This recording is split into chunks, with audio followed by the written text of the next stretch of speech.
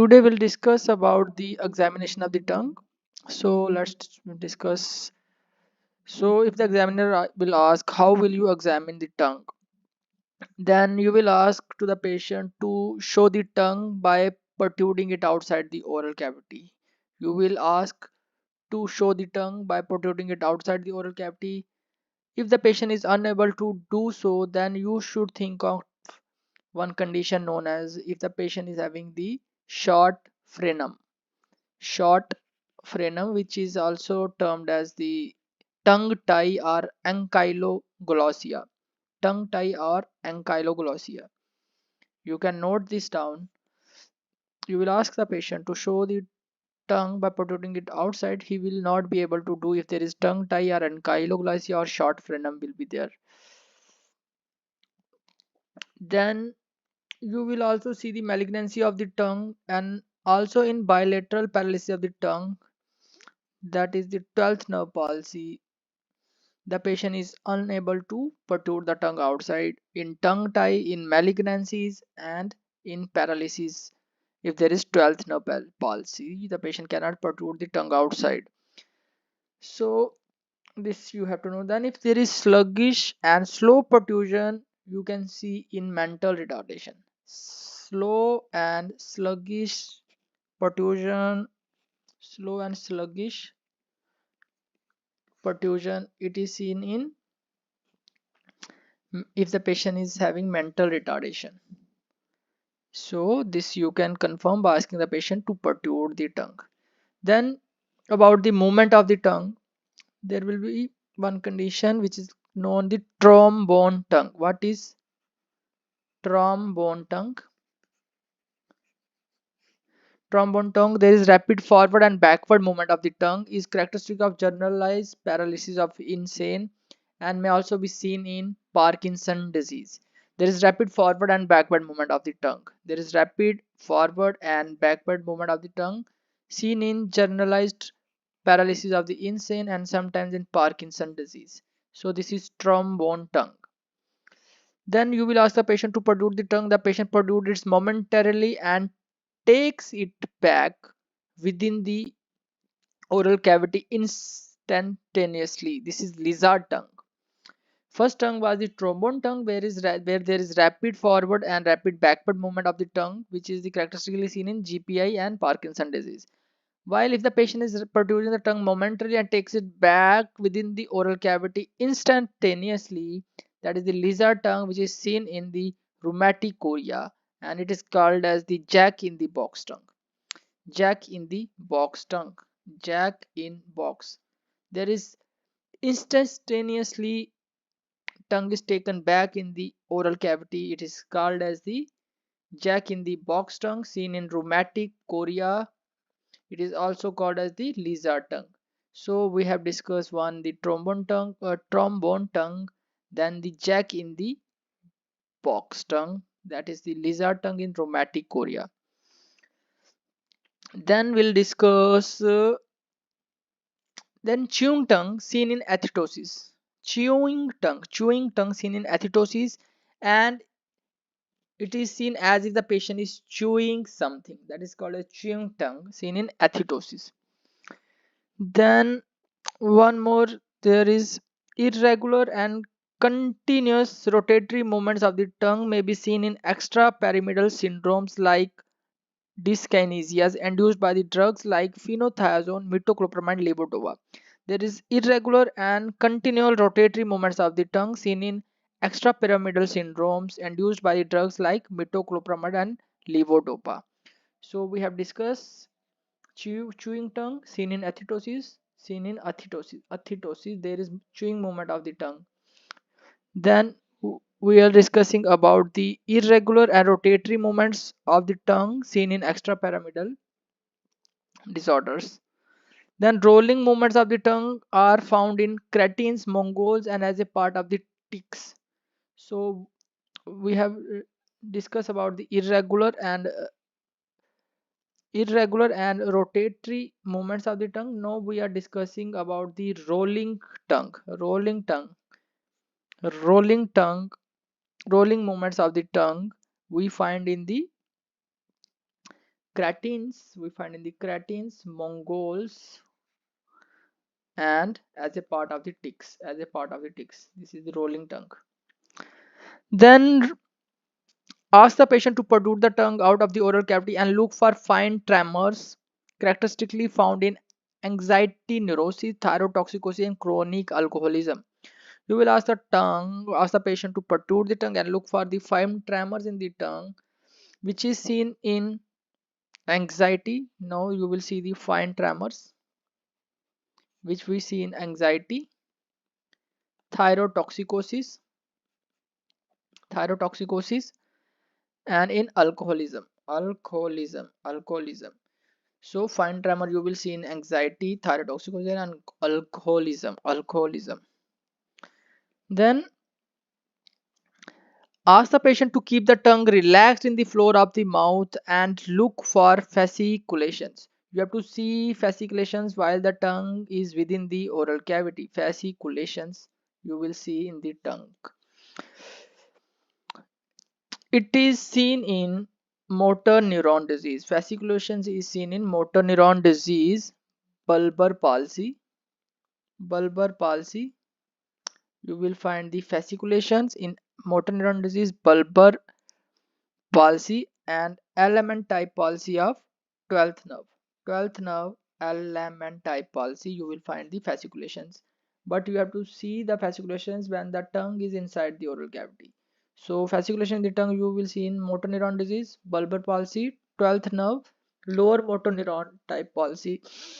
So MND, bulbar palsy, and 12th nerve lower motor neuron type of palsy, you will find the fasciculations. MND, bulbar palsy, and 12th nerve element type of palsy.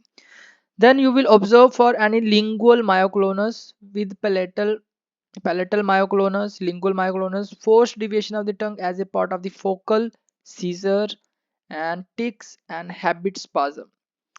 So you will see the lingual myoclonus, palatal myoclonus, forced deviation of the tongue as a part of focal seizure, tics, and habit spasm. Then comes to the part of that is the size of tongue. Now we'll discuss about the size of tongue. So large tongue is called macroglossia, and how will you know it is macroglossia? With impression of the teeth in sides.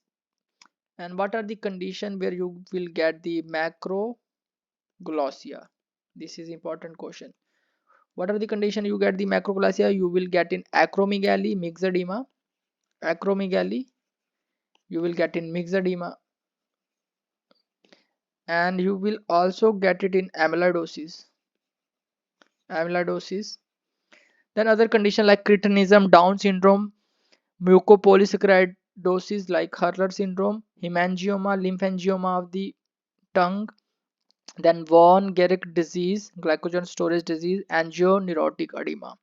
So we'll repeat again what are the causes of macroglossia, that is the large tongue. We have the acromegaly, we have the myxedema, we have the primary amyloidosis, we have the Down syndrome, then other condition like the storage disorder, mucopolysaccharidosis, Hurler syndrome, lymphangioma, von Gerke disease, angioneurotic edema. In these conditions you will get the uh, macroglossia and large tongue. So what are the conditions where you get the large tongue? You will get in the acromegaly, you will get in the mixed edema, you will get in the amyloidosis, and you will also get it in the conditions like Down syndrome and von Gerold disease. So these are the conditions where you get the large tongue. Now we'll discuss about the small tongue. Small tongue is called the microglossia. So what are the conditions where you will get the microglossia, small tongue? You will get it in cerebral dysplasia. You will get in cerebral dysplasia. You will get it in cerebral dysplasia. Small tongue you will get in cerebral dysplasia, bulbar and pseudobulbar palsy. Bulbar and pseudobulbar palsy you will get the microglossia. Then MND and Lastly, element type of 12th nerve palsy, where where the condition same, almost same, where we are getting the fasciculations. We will see where we were getting the fasciculations. We were getting the fasciculation in the bulbar palsy in the MND. We see the bulbar palsy, MND, and element type of the 12th nerve palsy. The same condition we are getting the microglossia. We're getting microglossia in the bulbar and pseudobulbar palsy, motor neuron disease, element type of the 11th 12th nerve palsy, and cerebral diplegia. So these are the causes of microglossia. Acute swelling of the tongue is found in bite, infection, angioneurotic edema, and hemophilia and pemphigus. Okay, so acute swelling of the tongue you find in bite, infection, angioneurotic edema, hemophilia, and pemphigus. Now we'll discuss the color and morphology of the tongue. Color and morphology of the tongue we will discuss now. If we are getting the dry tongue, where do you get dry tongue? Dry tongue you will get in dehydration, mouth breathing, xerostomia after administration of atropine. So where you will get dry tongue? You are taking atropine, you are dehydrated, and xerostomia you will get the dry tongue. Dehydrated, xerostomia, atropine intake, mouth breathing, these are the causes of dry tongue. And moist tongue you will get in cyanoria, in post encephalitic parkinsonism, heavy metal poisoning like cholinergic poisoning, organophosphorus poisoning. Moist tongue you get is also called cyanoria you will get in post encephalitis parkinsonism. Then heavy metal poisoning you will get the moist tongue. Then pale tongue you will get in the anemia. Then the blue tongue you will get in the central cyanosis, myth or self myth hemoglobin, mainly the sides of the tongue are cyanosed. This is central cyanosis, mainly the sides, myth hemoglobin and self hemoglobinemia. Intake of blue colored food material can sometimes give rise to the blue color. Then yellow tongue you will get in jaundice, you will get in the undersurface. That intake of yellow colored sweets you will get the yellow tongue. Then bluish red you will get it, not only blue you are in sound is, but bluish along with blue and red color is there, you will get in polycythemia. Then magenta color tongue you have to write it down, this is asked so many times.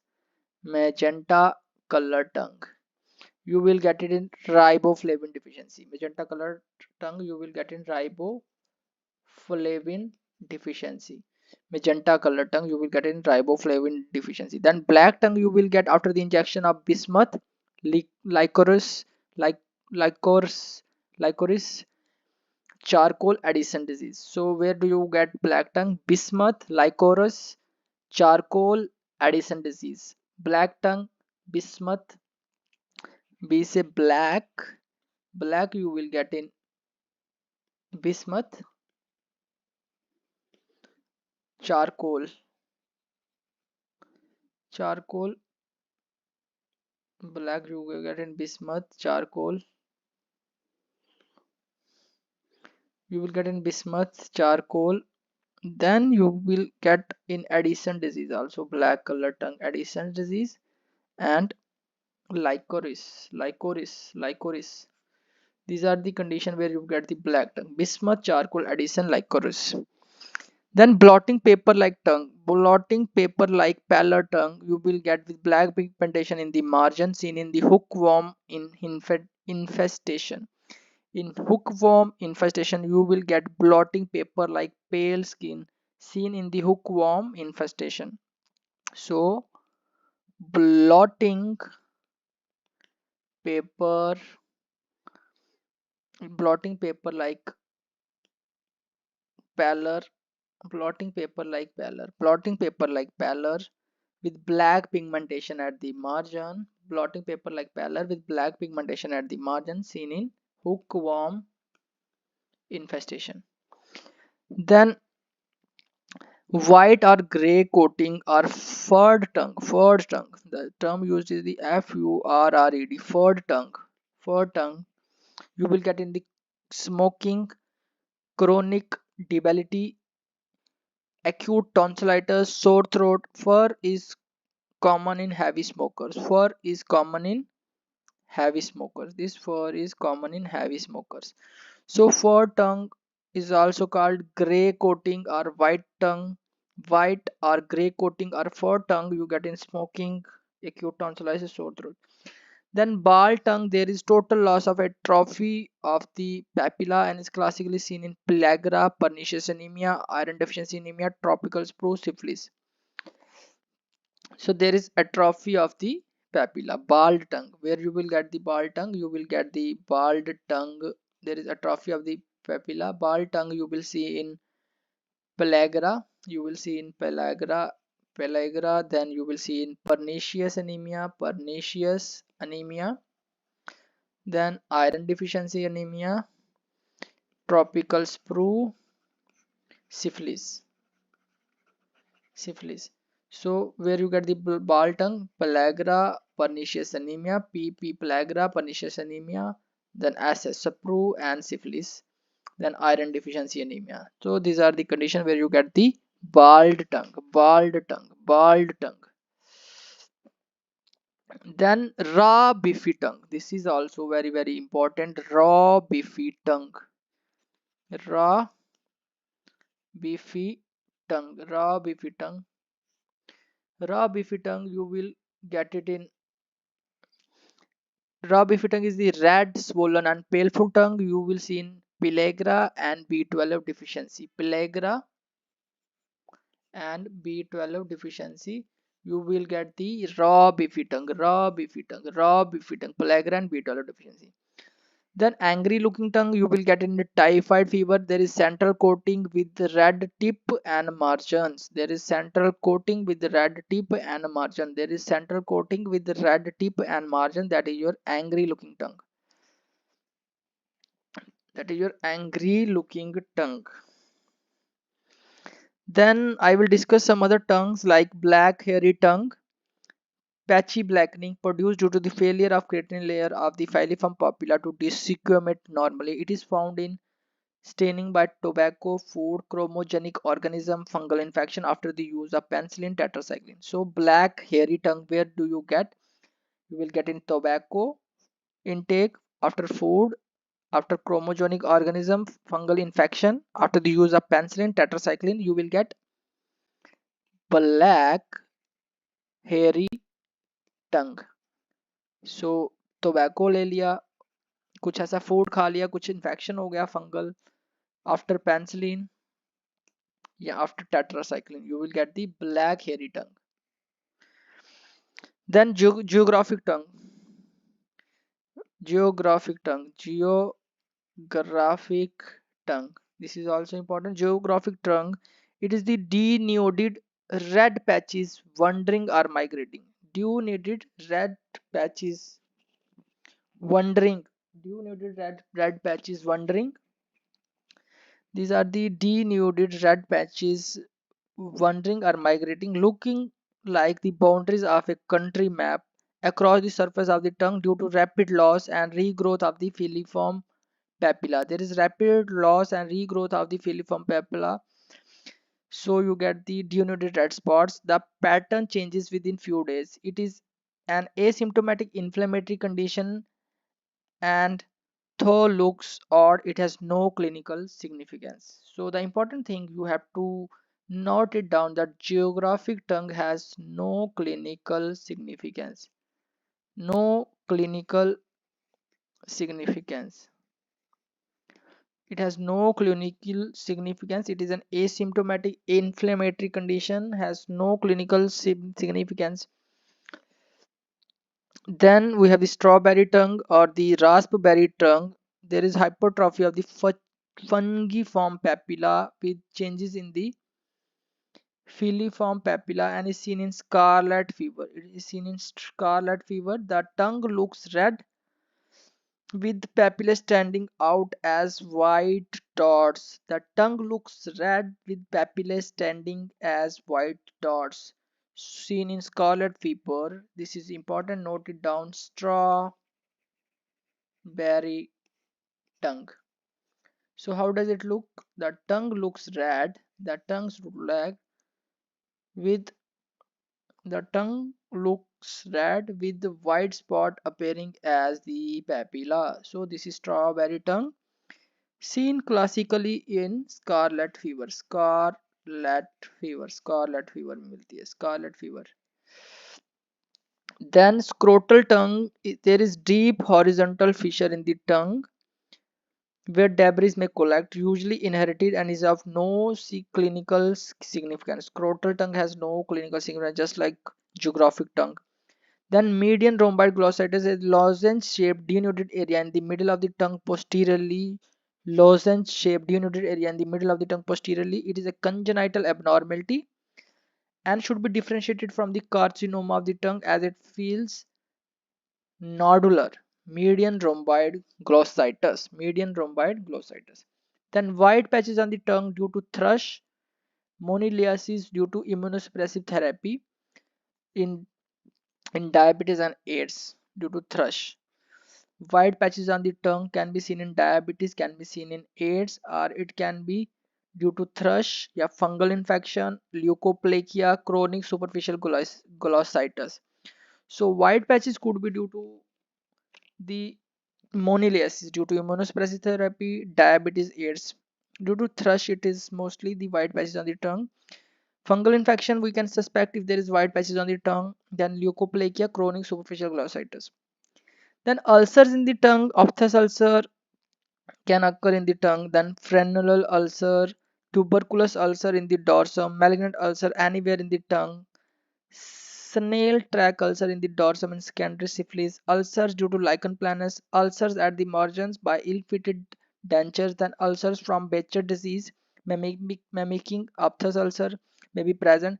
Then syphilitic and lichen planus ulcers are painless. Syphilitic and lichen planus ulcers are painless while others are painful.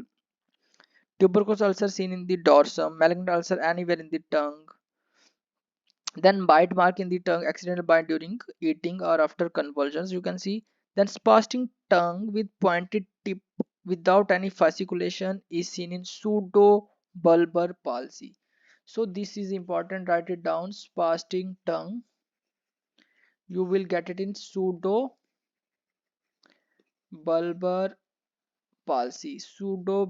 palsy with pointed tip. Spastic tongue you will get in pseudobulbar palsy. Then flaccid tongue with the rounded tip and tongue sits on the floor of the mouth like a mushroom, grossly wasted, often with fasciculation seen in bulbar palsy. So spastic tongue in pseudobulbar palsy and flaccid tongue in bulbar palsy. So if you are getting flaccid tongue, it is the bulbar palsy, flaccid tongue in bulbar palsy. Then growth in the tongue, halitosis in squamous cell carcinoma of the tongue.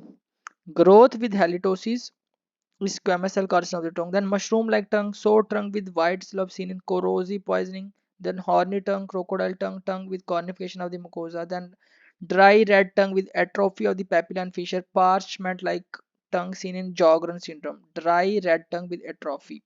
Hairy leukoplakia, painless white corrugated lesion on the sides are due to Epstein-Barr virus infection, especially in AIDS patient.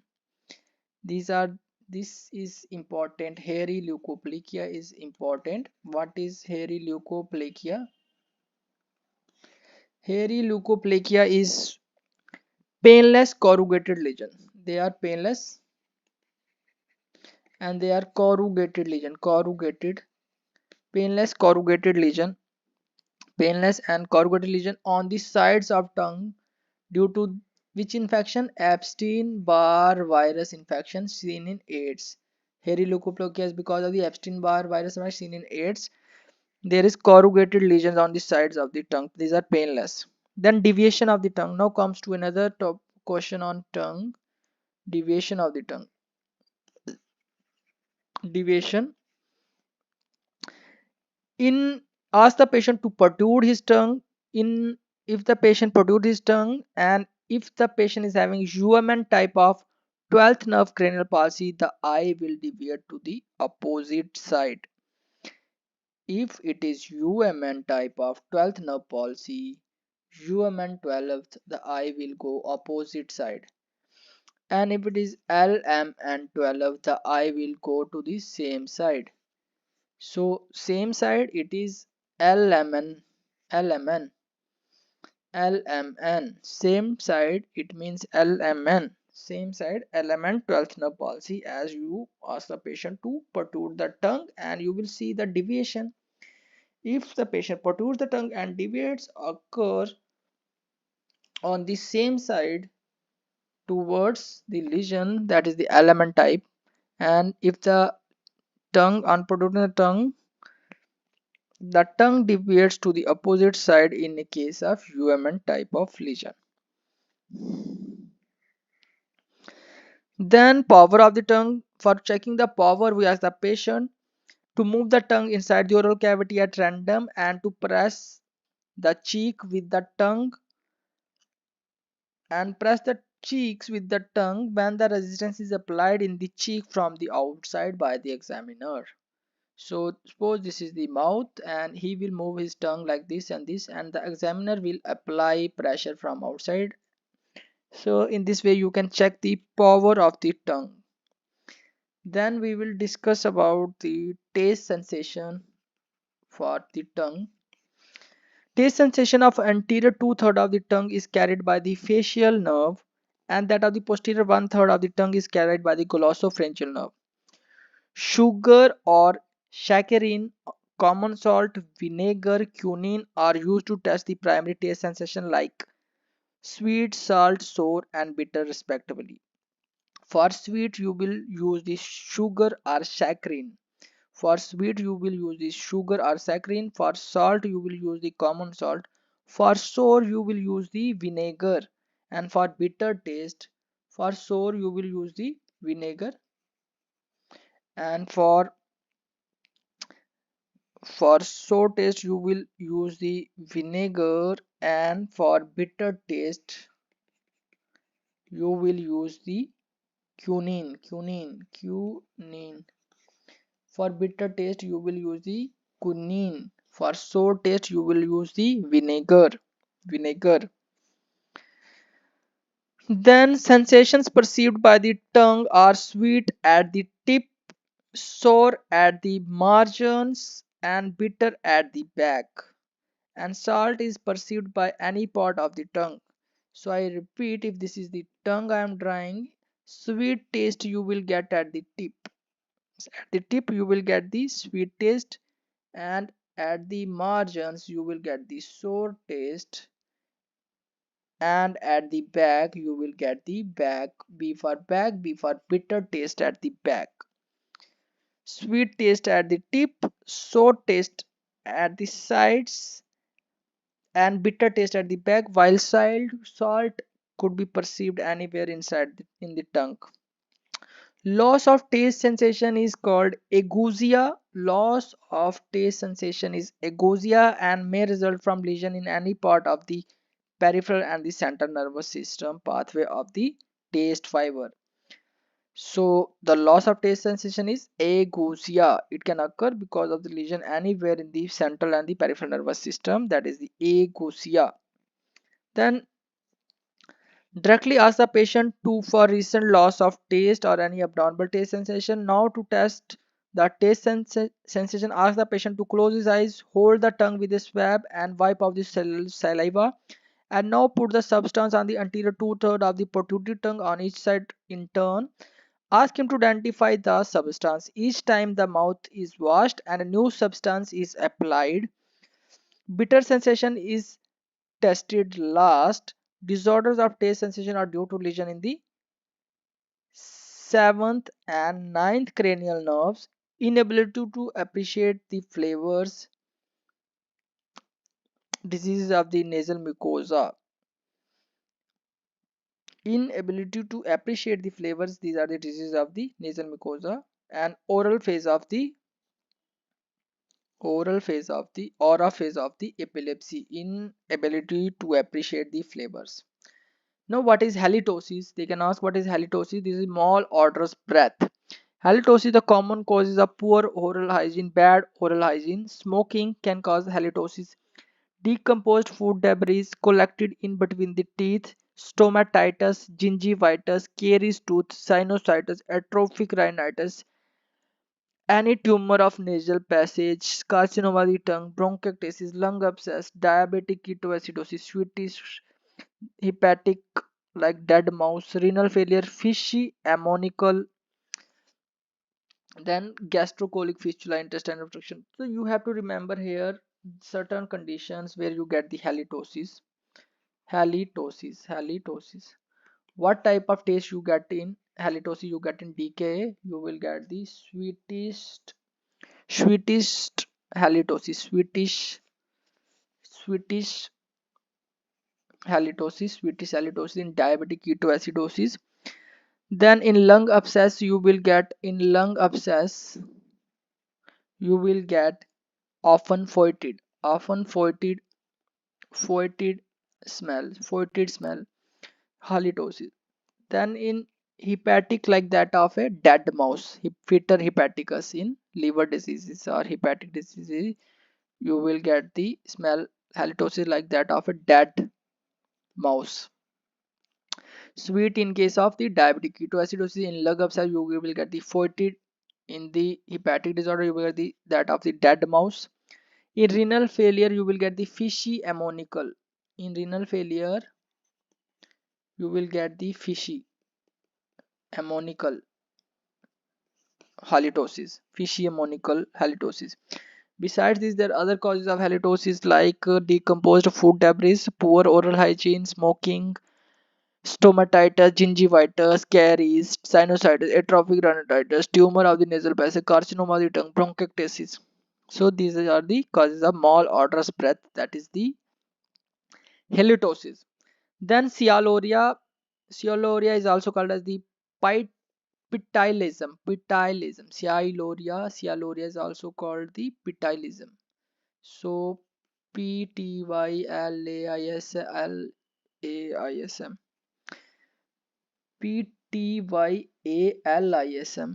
So pitylism is sialuria hypersalivation. It occurs during pregnancy, carcinoma of the tongue or the mouth, stomatitis, caries tooth, Wilson disease, acid alkali poisoning, post encephalitic Parkinsonism, bulbar palsy, schizophrenia, hydrophobia, arsenic, mercury, lead poisoning.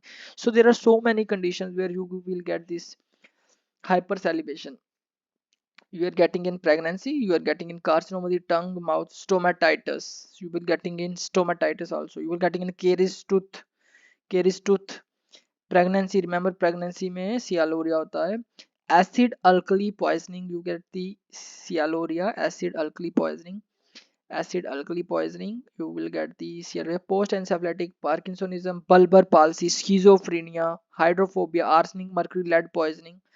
So there are so many conditions you get the sialoria. So remember the common ones like in pregnancy you are getting, in carcinoma you are getting, in stomatitis you are getting, then acid and alkali poisoning, Wilson's disease, schizophrenia, bulbar palsy. These are so many conditions you get the hypersalivation. Then xerostomia, dry mouth, is common in fear, anxiety, dehydration, high fever, mouth breathing during sleep, drug induced like diuretics, anticholinergic, antidepressant, Sjogren's syndrome as a complication of polyuria, irradiation of the head and neck, carcinoma, psychogenic. Decrease in the production of saliva, xerostomia may be complicated by caries tooth, halitosis, and candidiasis of the oral cavity.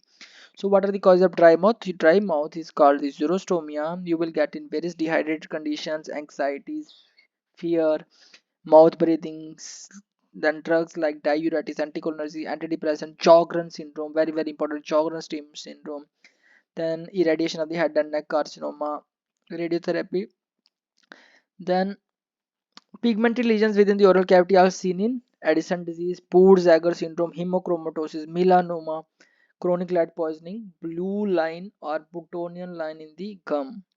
Tongue may be regarded as the mirror of dysfunction of all the system. Previously, tongue was known as the mirror of the GIT tract only. So, pigmented lesion in the oral cavity are seen in Addison disease, Peutz-Jeghers syndrome, hemochromatosis, melanoma, chronic light poisoning like blue line, Bruttonian line in the gum. So pigmented lesion in the oral cavity you have to remember. So this is all about the tongue.